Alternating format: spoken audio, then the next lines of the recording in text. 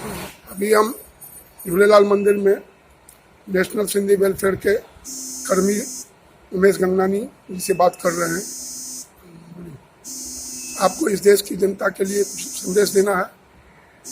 मैं मुकेश गंगनानी, सिंधी समाज का एक सदस्य, नेशनल सिंधी वेलफेयर ट्रस्ट का एक सदस्य। मैं एक संदेश देना चाहता हूँ कि अभी हमारे देश में बहुत बड़ी एक समस्या चल रही है, वो है कोरोना।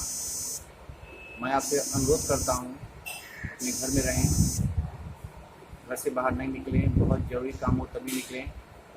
जब निकले तो मास्क लगाएं, मास्क पहनें, अपने आसपास को स्वच्छ रखें, अपने बच्चों को घर में रखें, बड़ों को घर में रखें और स्वस्थ रहें, ये कामना करते हैं। ये थे हमारे श्री उमेश गंगनानी जी।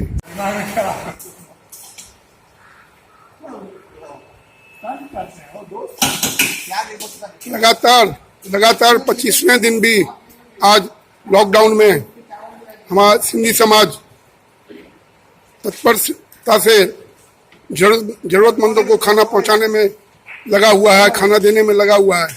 आप देख रहे हैं सारे सिंधी समाज के लोग, कर्मी योद्धा सब लगे हुए हैं इसमें। ये खाना पैकिंग हो रहा है, ये बन रहा है और कितने साफ सुथरे तरीके से खाना बनाया जाता है और पैक किया जाता है। आज का जो भोजन है वो है चावल और राजमा। इसे यहाँ से पैकिंग के बाद नेशनल सिंधी वेलफेयर के कर्मी योद्धा अपने अपने स्थानों पर जरूरतमंदों को ये भोजन वितरण करेंगे। अब देख रहे हैं अभी हम झूलेलाल मंदिर भंडार चौक पर जो सिंधी समाज का स्थान है वहाँ है और वहाँ आप देख सकते हैं कि आज लगातार 25वें दिन 25 मार्च से लगातार सुबह शाम की ये सेवा निरंतर चालू है और इसमें ये सारा सिंधी समाज के सहयोग से ये खाना बनता है और जरूरतमंदों को वितरण होता है।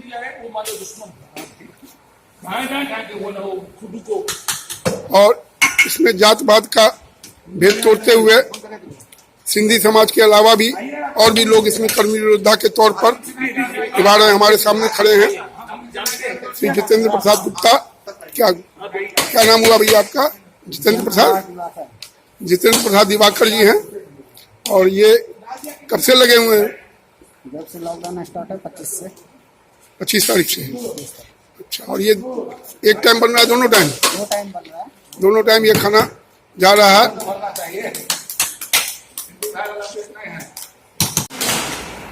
अभी हम नेशनल सिंधी वेलफेयर के सह सचिव से बात कर रहे हैं। हाँ, क्या नाम हुआ आपका? मयंक सिंह। ये जो भोजन बन रहा है किनके लिए बन रहा है? ये जो जरूरतमंद है उनको हम लोग पहुंचा रहे हैं।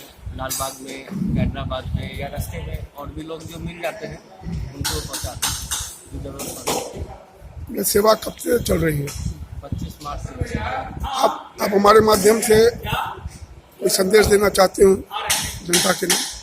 संदेश से क्या बोल रहे हैं? अपने घर में रहे, बहुत टफ पीरियड है, लोग घर में रह रहे के भी बोर हो गए हैं। रहना बहुत कठिन है लेकिन रहना पड़ेगा। बाहर जाके और परेशानी होगी, बाहर जाके डबल परेशान हो जाएंगे।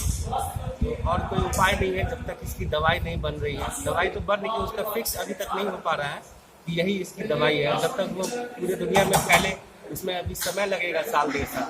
तो घर में रहना ही 3 मई तक अभी सही रहेगा।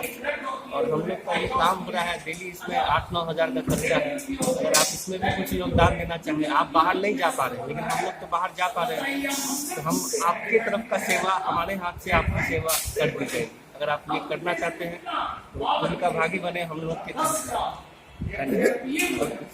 ये हमारे मयंक जी से इनका कहना है कि ये लॉकडाउन है, इसमें लोग घरों में रहें, सोशल डिस्टेंस का पालन करें और इनके कार्य को अगर आपको अच्छा लग रहा हो तो कुछ हेल्प कर सकें तो अच्छी बात है।